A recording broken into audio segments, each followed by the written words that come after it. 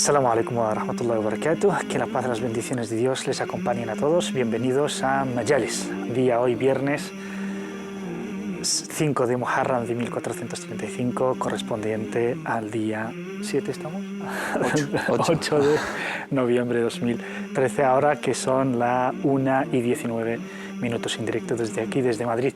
En el programa de hoy de Bienvenidos a Majalis, hoy vamos a hablar de los 3 puntos que siguieron inmediatamente después de la Híjra, es decir, una vez que culmina el viaje, nada más, incluso antes de entrar a Medina, a la ciudad plenamente dicho, se empiezan a dar las primeras bases para fundar la comunidad musulmana, que para entonces eran decenas o cientos, y hoy día se cuentan como por cientos de millones. Para hablar de esto, con nosotros están los hermanos Mohamed Said Alis. Assalamu alaikum, Mohamed Said. Alaikum salam wa rahmatullahi wa barakatuh. Bienvenido. Barakallahu fik. Y Hisham Ulad Mohamed. Assalamu alaikum, Hisham. Alaikum salam wa rahmatullah. Bienvenido. Muchísimas gracias. Vamos a hablar de los 3 puntos fundamentales sobre los cuales se erigió esta comunidad, que son la mezquita, el primer paso que se ha dado, seguido por el hermanamiento entre emigrantes y auxiliadores, de alguna manera hay que traducirlo, Muhajirun y Ansar, y luego la constitución de Medina. Vamos a hablar de estos grandes pilares de la comunidad, pero también pueden participar ustedes desde sus casas llamando al número 911 73 02 51, 911 73 02 51, para decirnos qué les parece la Hijra, qué sienten cuando llegan estas fechas y qué creen que hace falta, por ejemplo, para revivir estos valores de los que estamos hablando, que hemos empezado desde el lunes pasado conmemorando este año nuevo musulmán. Mohamed Said, cuando hablamos de que lo primero que han hecho los musulmanes, el primero que ha hecho el profeta, la paz sea con él, incluso antes del hermanamiento, estamos hablando de antes de lo lícito y lo ilícito, muchas cosas que luego vinieron, pero lo primero que hizo fue erigir una mezquita, un templo donde los musulmanes se junten. ¿Qué secreto tiene? ¿El por qué? Bismillah ar-Rahman ar-Rahim, alhamdulillah, wa sallallahu wa sallam wa baraka ala mulana rasulillah wa alihi wa sahbihi. Lo que nos enseña el profeta sallallahu alaihi wa alihi a través de estas 3 medidas que ha tomado para la construcción o para la fundación del Estado Islámico, lo que nos enseña es tener en cuenta los 3 ejes de una sociedad, ¿no? Las 3 relaciones: la relación del siervo con Allah subhanahu wa ta'ala, la relación del siervo con su hermano y la relación del musulmán con los no musulmanes, con el entorno social y con los conciudadanos, sean musulmanes o no musulmanes. Y también el eje de esos asuntos, o el lugar donde va a proyectar, desde el cual se va a proyectar, digamos, esas enseñanzas, tiene que ser la mezquita, ¿no? El lugar de la unión, el lugar de la reunión de los musulmanes en torno a lo más valioso, que es la creencia, la fe en Allah subhanahu wa ta'ala y la adoración de Allah subhanahu wa ta'ala. Nos da a entender que cualquier asunto de los musulmanes tiene que partir, tiene que salir, tiene que iniciarse desde la mezquita. Cualquier asunto importante tiene que ser sobre las bases de los valores del Islam, y la mezquita es el escenario de esa luz, es el escenario de esa guía, y también nos da a entender el papel tan importante de la mezquita en el Islam, que hoy en día lo hemos limitado a unos ciertos rituales y a unas ciertas prácticas de adoración. Realmente es el corazón y el centro neurálgico de la comunidad musulmana. La mezquita en la época del profeta Muhammad sallallahu alaihi wasallam representaba todo. Es la escuela, digamos, es la alcaldía, no llamarlo alcaldía, pero es el centro de gestión política, es el juzgado, el ayuntamiento, el lugar donde se reúnen, el lugar de culto, todo se regía. Las expediciones de da'wah salían desde ahí, las expediciones de guerra salían desde ahí, los tratados se emitían desde la mezquita, y de hecho el profeta Muhammad sallallahu alaihi wasallam lo primero que hace, y curiosamente construye la mezquita de Quba antes de llegar al centro de Medina, lo construía a la salida, a la entrada de la ciudad de Medina por la parte del sur, entrando ya en la zona de la tribu de Banu Auf, Bani Salim ibn Auf, y ahí descansa el profeta Muhammad sallallahu alaihi wasallam, y lo primero que hace es fundar la primera mezquita en el Islam, que sigue, alhamdulillah, en el mismo lugar y tiene una virtud que no tienen otras. La mezquita Hisham tiene esa importancia neurálgica es porque realmente es donde se interiorizan los valores, porque no es una cuestión mental o racional, sino que es una cuestión de fe, de que los valores uno los absorbe, digamos que los interioriza para que formen su propia identidad como creyente, como ciudadano, como persona. El hecho de practicar, es decir, la identidad del musulmán se construye gracias a esa interiorización espiritual de los valores. Sí, bismillah, salatu salam ala rasulullah. En efecto, la mezquita en realidad es la casa de Allah subhanahu wa ta'ala. Allah subhanahu wa ta'ala está por encima del lugar y del tiempo. No obstante, es la casa de Allah subhanahu wa ta'ala, ya que Allah subhanahu wa ta'ala recibe a quienes vienen a adorarle en este lugar con un recibimiento de generosidad y de un recibimiento con hospitalidad, ¿no? Como se reciben los mejores visitantes, ¿no? Y por eso Allah subhanahu wa ta'ala ha puesto una baraka. Hay que tener en cuenta la baraka, es decir, la bendición que Allah subhanahu wa ta'ala ha puesto en las mezquitas, ¿no? Y claro está que la mezquita con más baraka son las mezquitas del Masjid al-Haram en Mecca y la mezquita de Medina. En este aspecto, las mezquitas se han edificado con esta idea de que allá donde Allah es mencionado hay más baraka, y por eso todos los asuntos, tanto mundanos como religiosos y de fe y espirituales, tienen que tratarse dentro de ese sitio tan especial que Allah subhanahu wa ta'ala nos ha dado. Es un favor de Allah subhanahu wa ta'ala que Allah subhanahu wa ta'ala nos reúne en ese sitio donde compartimos nuestras vivencias, nuestras experiencias, tanto en el mundo físico como en el mundo espiritual, porque digamos, el mundo espiritual y la espiritualidad y la fe es la cúspide de la felicidad del ser humano, porque Allah subhanahu wa ta'ala nos dice قُلْ بِفَضْلٍ مِنَ اللَّهِ وَرَحْمَتِهِ قل بفضل الله بِفَضْلِ اللَّهِ وَرَحْمَتِهِ فَبِذَلِكَ فَلْيَفْرَحُوا. Es decir, di, oh Muhammad, que por la dádiva y el favor de Allah y la misericordia de Allah, es por eso por lo que deben estar felices y alegres, porque es, digamos, lo que completa la vida de uno. Y esta felicidad se siente mejor y se disfruta mejor cuando es compartida entre la comunidad, entre la umma. La mezquita es el núcleo del concepto básico islámico de la umma. Les recuerdo el número de teléfono para que puedan intervenir: 911 73 02 51, 911 73 02 51. Desde fuera de España lo pueden hacer al 0034 911 7302 51, poniendo el prefijo del Estado español 0034 y seguido de 911 7302 51. Hemos hablado de la mezquita. ¿Cuál es la situación actual de la mezquita? ¿Cumple con este papel que cumplía en las primeras generaciones? Lamentablemente y con toda la sinceridad, no. Tanto en los países islámicos como en los contextos occidentales, donde el Islam es una minoría y donde la comunidad musulmana es una minoría, hemos limitado la labor y el papel de la mezquita a unos ritos determinados, a ciertas celebraciones, a ciertas reuniones. Hoy la mezquita en Europa se limita a realizar los rezos diarios, los rezos de los viernes, Tarawih en Ramadán, alguna que otra charla los fines de semana y poco más, y celebraciones, ¿no? Sociales, bautizos y bodas y casamiento y tal. Pero eso ni siquiera, vamos, que en Europa deja que desear, pero por lo menos se da eso. Sí, en el mundo islámico ya no se celebran ni esos eventos sociales. En absoluto. En las mezquitas en el mundo islámico, salvo las grandes mezquitas sagradas que conocen una gran afluencia de gente, se cierran después de cada rezo y no hay posibilidad ni siquiera de permanecer en ella durante un tiempo y hacer un retiro, y se prohíbe incluso el retiro espiritual en Ramadán, y ya es un papel digamos tradicional, un papel relacionado con las costumbres y con las celebraciones un poco faltas de esa espiritualidad que representa la mezquita. La mezquita tiene que ser el núcleo, como ha dicho el hermano Hisham, el núcleo central de toda la comunidad musulmana, el motor de toda la actividad. Todo tiene que partir desde la mezquita, con esos valores que enseña la mezquita, no simplemente limitarla a esa labor religiosa y ritual. Me gustaría... A eso quería ir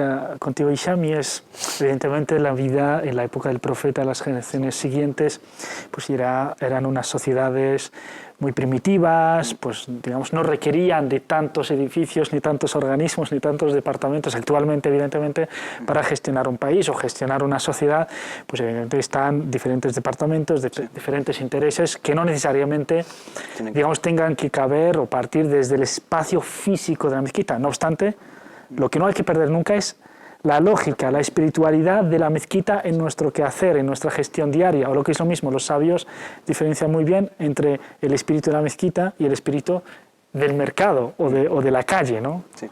En efecto, nosotros no estamos diciendo que todas las instituciones de un Estado deben estar en una mezquita, simplemente estamos diciendo que no se considere la mezquita como un espacio más. La mezquita es un espacio sagrado, un espacio especial que Allah subhanahu wa ta'ala ha puesto por encima de cualquier otro espacio. Es un espacio donde se respira otro ambiente de espiritualidad y debe ser la referencia para las otras instituciones. Es decir, tiene que haber un ayuntamiento, una alcaldía, un gobierno, un parlamento, etcétera, una escuela.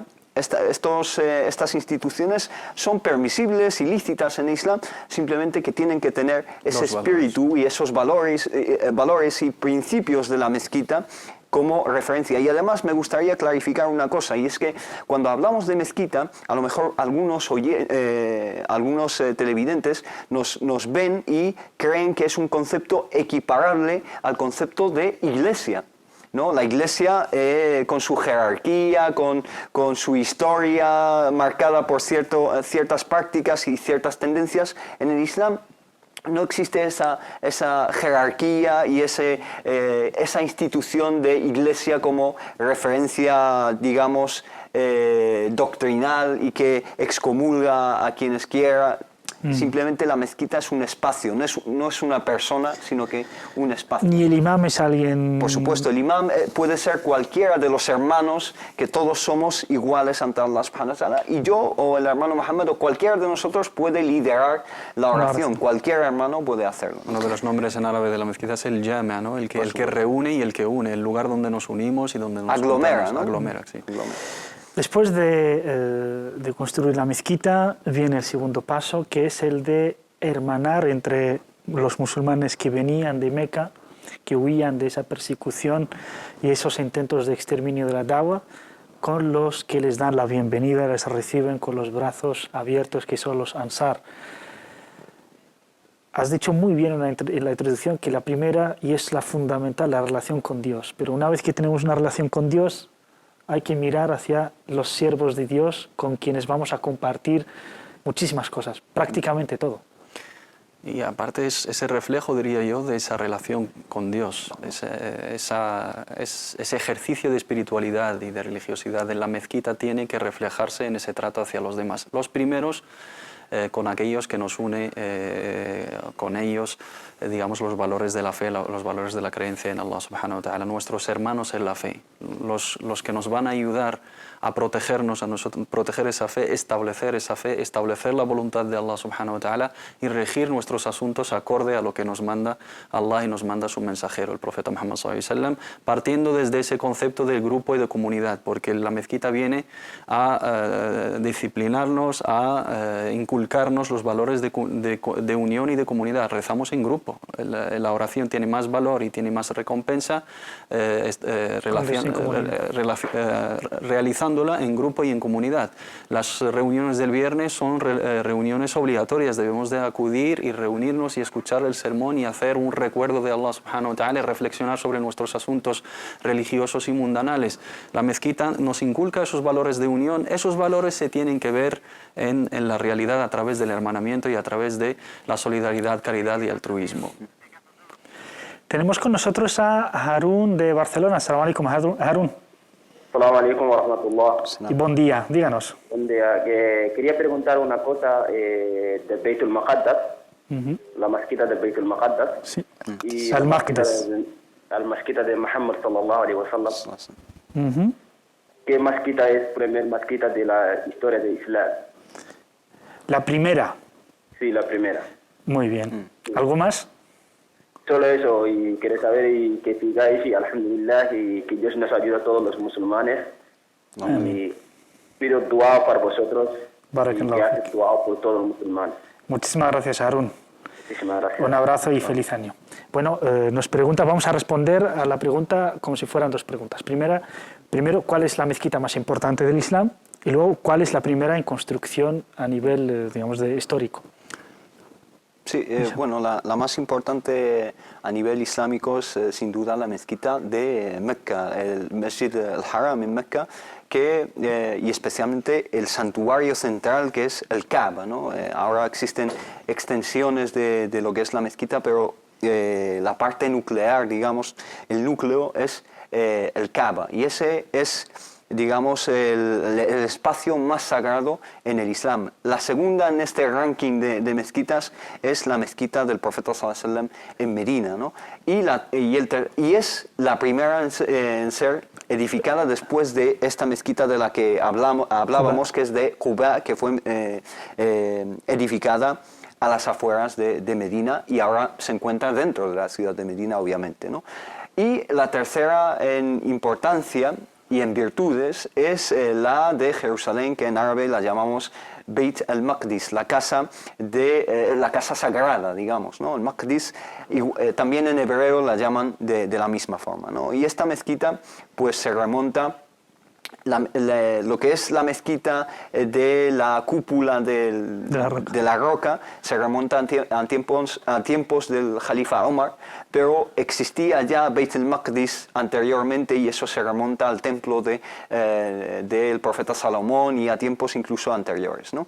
Y esta es la tercera. Y al principio los musulmanes rezaban hacia esta qibla, es Awwal al-Qiblatain, es la primera de las dos qiblas, rezaban hacia Jerusalén los musulmanes. Y luego el profeta sallallahu alaihi wasallam recibió un mandato divino para dirigirse y orientarse hacia la mezquita de Mecca, y este mandato divino lo encontramos en Surat al-Baqarah, del versículo 142 hasta 145. Ahí Allah subhanahu wa ta'ala le manda al profeta sallallahu alaihi wasallam tornarse y volverse hacia Mecca, cuando en realidad antes estaban rezando hacia Beit al-Maqdis en Jerusalén. De forma resumida, en cuanto a importancia, la mezquita de la Meca, la mezquita al-Haram, la segunda, la mezquita de Medina, la mezquita del Profeta, y la tercera, la mezquita de Al-Aqsa, la mezquita que hay en el Quds, Jerusalén.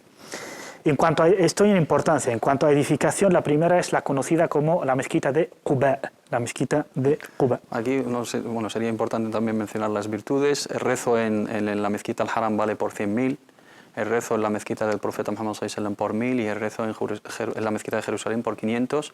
Y hacer la ablución y ir a rezar cualquier rezo opcional en Quba se te considera como una umra con el profeta Muhammad sallallahu alaihi wasallam. Subhanallah. Así que son las mezquitas a las que el musulmán se le permite ir con la intención de visitar. Cuando hablamos del hermanamiento entre los mecanos y los medineses, ¿en qué consistió? Consistió en compartir todo lo que compartían los hermanos en aquel entonces. Todavía no existía, digamos, un sistema familiar, un sistema de herencia, un sistema digamos, civil, ¿no? Del código familiar y el sistema civil, pero sí eran las bases aplicadas en aquel entonces, que un hermano compartía todo con el otro hermano, en señal de que la construcción de ese Estado no iba a ser posible si no partimos desde esta unión, desde esa fusión incluso, ¿no? De compartir todo, compartir casa, bienes, creencia y fe y todas las preocupaciones. Y eso es lo que insistió el profeta Muhammad sallallahu alaihi wasallam, pero los sahaba radwanullahi alaihim, tanto los muhajirun como los ansar, lo asimilaron de la mejor manera. Unos han sido totalmente altruistas y totalmente solidarios con sus hermanos, y los otros han sido también muy dignos y han asimilado muy bien ese altruismo y esa solidaridad por parte, y no se han aprovechado. No se trataba de aprovechar uno del otro, sino era esos sentimientos de hermandad que proporcionan, digamos, las bases de un trabajo unido. Sí, también hay que mencionar que los muhajirun, los emigrados de Medina, eran gente en general pobre. Ya en Meca era gente de estratos sociales bastante bajos, ¿no? Excepto algunas excepciones como Abu Bakr al-Siddiq o Abdurrahman ibn Auf, etc., ¿no? Pero estos, digamos, gente necesitada en Meca, cuando emigró, lo poco que tenían lo perdieron en el intento, porque fueron desposeídos por la población de Meca y se fueron a Medina sin absolutamente nada. Es decir, no tenían ningún tipo de posesiones materiales. Y por eso el profeta sallallahu alaihi wasallam abrió esta ventana para que tuviese lugar este acto de altruismo y de compartir los bienes que Allah subhanahu wa ta'ala les había dado. Y como bien dice el hermano Muhammad, la gente autóctona de Medina fue altruista, pero también la gente de Meca tuvo pudor, no se aprovechó de la situación. No solo eso, sino que, por ejemplo, en el caso de Abdurrahman ibn Auf, cuando su hermano de Medina le dice, toma la mitad de mi riqueza, dice, no, tú solo enséñame dónde está el mercado, porque es un buen comerciante, y con sus, digamos, con sus maneras, sus habilidades, pues ha conseguido hacer otra vez la fortuna en Medina gracias a su iniciativa. Siempre, evidentemente, si no hacemos comparaciones con la actualidad, es que no sirve hablar de la historia y dejarla muerta ahí. Hoy día da mucha pena ver tanto pobre entre los musulmanes, por ejemplo, palestinos, sirios, que necesitan de una ayuda urgente, extrema, luego los somalíes, Níger, es decir, vemos campañas de ayudar a estos pueblos aquí en Europa, vemos gente que es altruista, agencias internacionales son las que ayudan, pero los propios musulmanes y árabes, y sobre todo, y en especial los países muy ricos en recursos naturales, como los países del Golfo, no vemos que estén haciendo tanto por sus hermanos en estos países. Sobre todo que en la actualidad existe ya un sistema, ¿no? un sistema que regula esa solidaridad, que es un pilar del Islam, que es el azaque, que todavía en aquel entonces no estaba aplicado. Si las grandes fortunas y los grandes empresarios y los ricos y los estados sacaran ese impuesto y ese atributo, ¿no?, obligatorio, que es derecho de Allah subhanahu wa ta'ala en sus bienes, no habría tanta miseria y no habría tanta pobreza y no habría tantos musulmanes pobres. Pero lamentablemente la realidad de los musulmanes hoy en día refleja ese estado de esa relación con la mezquita, esa relación con los valores y el mensaje de la mezquita. Es inexistente o es falto o decadente, entonces por lo tanto a la hora de ver nuestra realidad, nuestra hermandad, nuestra unión, todavía estamos muy lejos de acercarnos a la primera generación en este sentido. Sí, hay muchísimo que decir acerca de esto, pero la verdad es que muchos musulmanes, la mayoría de los musulmanes, escogen los valores del Islam que más les interesa, ¿no? Porque hay valores en el Islam como el hadith, el dicho del profeta sallallahu alaihi wasallam, que dice que uno no cree en Allah y en el último día realmente si su vecino pasa la noche con el estómago vacío, es decir, pasa hambre, ¿no? Entonces, si aplicamos estos valores del Islam, que son básicos, entonces acabaríamos con estas lacras sociales de las que sufren los musulmanes. Y el segundo califa, que es Umar ibn al-Khattab, dijo una palabra que realmente a mí me estremece, ¿no? Y dice que no hay persona alguna que pase hambre en el mundo excepto por culpa de otra persona que ha comido más de la cuenta, ¿no? Que ha comido la parte de la persona que está pasando hambre. Eso lo firmaría el Che Guevara o Julio Anguita. Por supuesto, pero él se adelantó, se anticipó a sus tiempos y dijo esta palabra realmente crucial, ¿no? Entonces, hay valores en el Islam que realmente pueden acabar con este tipo de fenómenos. Lo que pasa es que los musulmanes no los aplican, ¿no? La culpa no es del Islam, sino desafortunadamente. Es más, luego nos enteramos aquí en Europa de casos de coches de oro, coches de plata, coches de diamante. A esos habría que declararles sufahat, en árabe, que es ineptos, y apropiarse de su riqueza y dársela a los pobres. Nos vamos a una pequeña pausa y volvemos con la Constitución de Medina. Hasta ahora.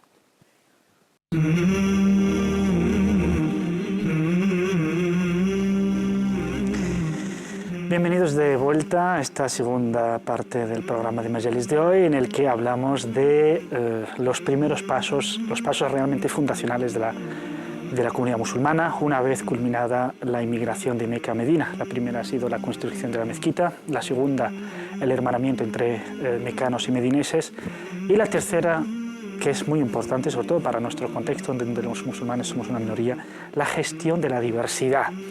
Pero antes de ir a por la ciudadanía y de la Constitución de Medina, les recuerdo nuestro número de teléfono, porque Ali no deja de darme la lata de recordármelo. 911 73 02 51, 911 73 02 51. Vamos a ver el vídeo y algunos artículos contenidos en esa Constitución y lo vamos a comentar. Este es un escrito procedente del profeta Muhammad, enviado de Dios, que se establece entre los creyentes y los musulmanes de Quraysh, y los habitantes de Medina y aquellos que les sigan, se unan a ellos y combatan en sus filas. Todos ellos forman una comunidad única con independencia de la demás gente. Los creyentes no permitirán que haya nadie entre ellos en situación de indigencia o insolvencia, entregándole su ayuda según lo que sea legítimo en caso de que deba pagar rescate o una compensación pecuniaria por motivo de agresión. Los creyentes no pueden entablar relaciones de cooperación con el aliado de otro creyente sin contar con este último. La protección que Dios concede es única, de tal manera que el más humilde de los creyentes puede otorgar esa protección en nombre de todos. Los creyentes son clientes unos de otros con independencia de la demás gente. Aquellos de los judíos que nos sigan tendrán entre nosotros un auxilio y un modelo de comportamiento. No serán tratados injustamente, ni se ayudará a nadie en su contra. La paz ofrecida por los creyentes es única. Ningún creyente puede ofertar la paz sin contar con los demás cuando se combata por la causa de Dios, a no ser que lo decidan en igualdad y con justicia entre ellos. Los creyentes se equiparan unos a otros en cuanto al valor de su sangre, cuando se produzcan bajas en la causa de Dios. A quien dé muerte a un creyente sin razón aparente, se le aplicará la ley del talión, excepto si el representante legal del asesinado acepta la compensación pecuniaria del precio de sangre. Todos los creyentes reaccionarán ante él de igual manera, y solo les es lícito ponerse en contra. No le está permitido a ningún creyente que ratifique el contenido de este documento y que crea en Dios y en el último día, auxiliar ni dar asilo a un criminal. Quien le auxilie será reo de la maldición y de la cólera de Dios el día de la resurrección, y no se le aceptará ni rescate ni penitencia. Los judíos han de contribuir junto a los creyentes a sufragar gastos mientras estén combatiendo.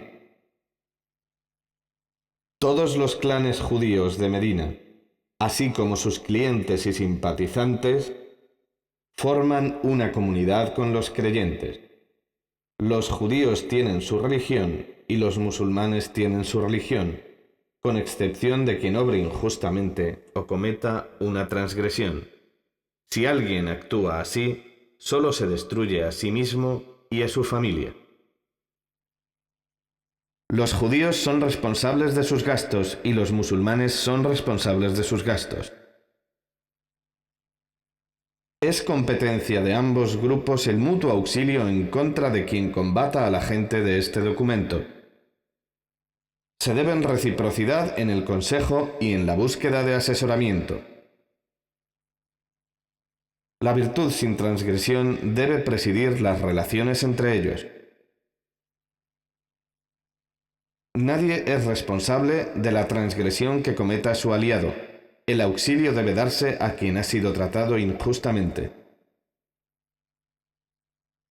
Cualquier conflicto o disputa que pueda surgir entre la gente de este documento y haga temer la contravención del mismo, deberá ser remitido a Dios y a Muhammad, el enviado de Dios. Y Dios es quien mejor respeta este documento y quien mejor puede hacer cumplir su contenido. Todos están obligados a prestar su ayuda en el caso de que Yathrib sea objeto de un ataque. Toda persona recibirá su parte del botín a través de aquellos con quienes combatió. Este escrito no puede ser esgrimido a favor de nadie que obre injustamente o que cometa una transgresión. Quien sale de Medina sale seguro, y quien permanezca en ella queda seguro, con excepción de quien obre injustamente o cometa alguna transgresión. Dios es el protector de quien actúa de forma correcta y es prudente. Y Muhammad es el enviado de Dios, la paz sea con él. Hemos visto en ese vídeo con una narración muy solemne de los artículos de Medina, gracias a nuestro compañero Ali que lo ha elaborado. Vemos en esta Constitución en donde se toma la diversidad como algo muy normal, muy natural, y evidentemente para que siga siendo así había que ordenarla en unos textos, en unos artículos de una Constitución. Esto demuestra la mentalidad del Islam, ¿no? La mentalidad de la convivencia, tolerancia y la cultura de derechos y libertades, ¿no? Personales, de creencia y de culto, y los valores de convivencia. Todos los habitantes de Medina se consideran desde la perspectiva islámica pues conciudadanos y copartícipes en el desarrollo de los asuntos de esa misma sociedad. El Islam implica a todos los ciudadanos en esa responsabilidad y por lo tanto respeta la idiosincrasia de cada componente de esa sociedad. Hay una prioridad por la hermandad, por la fe, pero luego todos los que viven en la misma sociedad tienen los mismos derechos y tienen la misma consideración, y eso es lo que nos enseña el profeta Muhammad sallallahu alaihi wasallam en los primeros pasos de la fundación y la construcción del Estado Islámico. Todavía no se habían desarrollado, digamos, incluso también las reglas relacionadas con el trato, con el intercambio comercial, con los tratados de paz y de guerra, y los derechos humanos, los derechos de los vecinos y de los no musulmanes. Eso demuestra que los musulmanes tienen que tener en cuenta las bases fundamentales de un Estado islámico. Se tiene que edificar sobre los pilares de tolerancia, de convivencia y de buen trato. Hablando, es muy difícil cada artículo, cada idea que se contiene ahí estudiarla, aunque conviene que se enseñe en los colegios y en las mezquitas. Vemos que la tolerancia religiosa es un fundamento desde el principio del Islam, cuando los musulmanes, los medineses que se habían convertido al Islam, pero cuyos hijos no querían convertirse, seguían en la religión o judía o pagana, cuando querían imponer a sus hijos la nueva religión, desciende la revelación y dice Dios, no hay coacción en la religión. Es decir, desde el primer momento no se le puede, la religión o la fe no se puede imponer. Sí, esto no empieza en Medina, esto ya viene desde Mecca. Ya en Mecca el profeta sallallahu alaihi wasallam recibió la revelación que dice Lekum dinukum waliya din, es decir, vosotros tenéis vuestra religión y yo la mía, ¿no? La religión revelada de Allah subhanahu wa ta'ala. Pero cuando va a Medina se encuentra con una nueva realidad, una nueva comunidad que existía en Mecca y que era de Medina, y solo de Medina, que no estaba en Mecca, que es la comunidad judía, ¿no? Y en esta sahifa, se llama en árabe sahifa, que es la Constitución de Medina, pues hay artículos que hacen referencia específica a los judíos, ¿no? Voy a mencionar un par nada más que hablan de los judíos. Dice, los judíos que se nos han aliado tendrán derecho a nuestra ayuda y a nuestro cuidado, sin que sean oprimidos ni se pueda ayudar a nadie contra ellos, a los judíos, por ejemplo. Y dice, los judíos de los Banu Auf formarán una comunidad con los creyentes, es decir, una comunidad dentro de la umma, ¿no? Una comunidad con los creyentes, y a los judíos su religión y a los musulmanes su religión, se trata de sus maulas o se trate de ellos mismos. Sus maulas, es decir, las personas que están bajo la protección de los judíos. Es decir, es una tolerancia pionera sin igual en la historia de la humanidad, y hoy en día uno de los países más grandes del mundo hace alarde de su constitución, que es la constitución que empieza con "We the people", nosotros la gente, el pueblo, ¿no? Que es la constitución de Estados Unidos del siglo XVIII. No obstante, esta constitución precede a la constitución americana con más de 1000 años, más de un milenio antes de la constitución americana ya existía esta constitución islámica, con unos artículos realmente equiparables a los artículos de cualquier constitución moderna, ¿no? Una constitución que realmente avanzó la historia de la humanidad y que se anticipó a sus tiempos. Les recuerdo el número del teléfono, 911 73 02 51, 911 73 02 51, y si llaman desde fuera de España, pongan un 0034 al principio. Otro artículo dice: toda persona que sufre una injusticia tiene derecho a tener auxilio y amparo. Eso es lo que ha venido a establecer el Islam, la justicia, ¿no? Y sacar la gente de la opresión y de la adoración de la gente a la adoración, digamos, de Allah subhanahu wa ta'ala. نخرج العباد من عبادة العباد إلى عبادة رب العباد. Buscar la libertad de las personas, volver a ese patrón humano que Allah subhanahu wa ta'ala nos ha depositado en nosotros, esa voluntad de poder elegir, ese libre albedrío, de poder marcar nuestro camino, porque las circunstancias de la injusticia que hemos establecido en nuestras sociedades se lo va a impedir a esas personas. El Islam viene a establecer esas bases, que cada persona es libre de elegir el camino que ella quiera, siempre según unas normas de convivencia, según el interés común, según que prevalezca, digamos, los intereses de toda la sociedad por encima del individuo, pero siempre reservando una parte particular, un espacio particular, íntimo para el individuo en este sentido. Otro de los artículos habla de que los pactos son sagrados. Y hemos visto cómo el profeta dice: todos aquellos que son aliados con el Islam, que han firmado esta constitución, no solo merecen el respeto, sino también la protección. E incluso si hay alguna tribu musulmana que ataca a alguna tribu que no es musulmana, pero que es aliada, los musulmanes tenían que defender a la tribu aliada que no es musulmana. A la hora de respetar los pactos en el Islam, eso no hay juego. Más vale, prefiere digamos, romper un pacto antes, decir, oye, no, ya está, esto ha terminado, que traicionarlo, cosa que algunas tribus hicieron posteriormente. Sí. Esto es un mandato coránico que encontramos en diferentes puntos del Corán. Waufu bil-uhudi idha ahadtum, ¿no? Allah subhanahu wa ta'ala dice: y cumplid vuestras promesas una vez que deis esa promesa. La promesa en la cultura árabe ya de por sí era algo sagrado, pero el Islam le dio una nueva dimensión. Algo sagrado no solo en las convenciones entre los humanos, sino que algo sagrado entre el ser humano y ante Dios. No solo sagrado ante las miradas de los demás, pero sagrado porque Allah subhanahu wa ta'ala también me vigila y también me ve, ¿no? Las promesas son algo sagrado y el profeta sallallahu alaihi wasallam nunca faltó a su promesa. Estableció diferentes pactos con diferentes tribus y solo se rompieron algunos de esos pactos por culpa de algunas de esas tribus que o atacaron el Islam o faltaron a su palabra, etc. Entonces, esta importancia de los pactos y de las promesas es algo central en el Islam, y la Constitución de Medina se hace eco de ello y lo manifiesta de forma muy explícita. Por último, para daros 20 segundos a cada uno, es decir, ¿cómo podríamos que esta Constitución y su espíritu pudiera volver a las sociedades y comunidades musulmanas actuales? Debemos de informarnos, debemos de estudiar las bases del Islam, debemos de volver a las fuentes originales del Islam. Debe de estar presente en nuestras vidas la biografía del profeta Muhammad sallallahu alaihi wasallam. Solamente la mencionamos en el Hijra o en el nacimiento del profeta Muhammad sallallahu alaihi wasallam. Realmente, si estudiamos a fondo la vida del profeta Muhammad sallallahu alaihi wasallam, paso a paso, sacando las lecciones, la moraleja, los beneficios de todo lo que ha hecho el profeta Muhammad sallallahu alaihi wasallam, y intentar aplicarlo e extrapolarlo para nuestras realidades, sería un gran éxito y cambiaríamos la realidad de la comunidad musulmana y de todo el mundo. Hisham.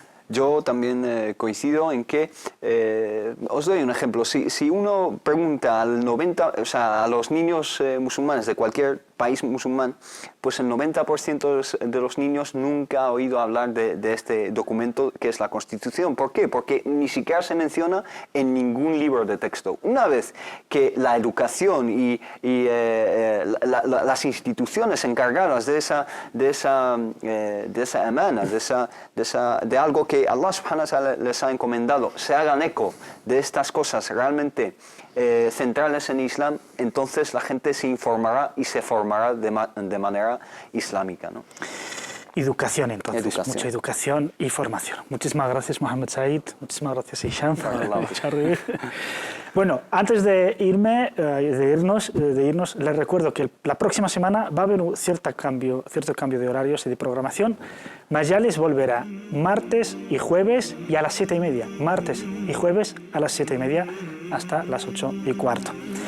Por nuestra parte, agradecerles haber estado ahí y por mi parte agradecer a nuestro compañero, a Youssef Abajo. Muchísimas gracias por su vestuario. Muchísimas gracias a ustedes. Hasta el martes. Sean felices. Assalamu alaikum wa rahmatullah.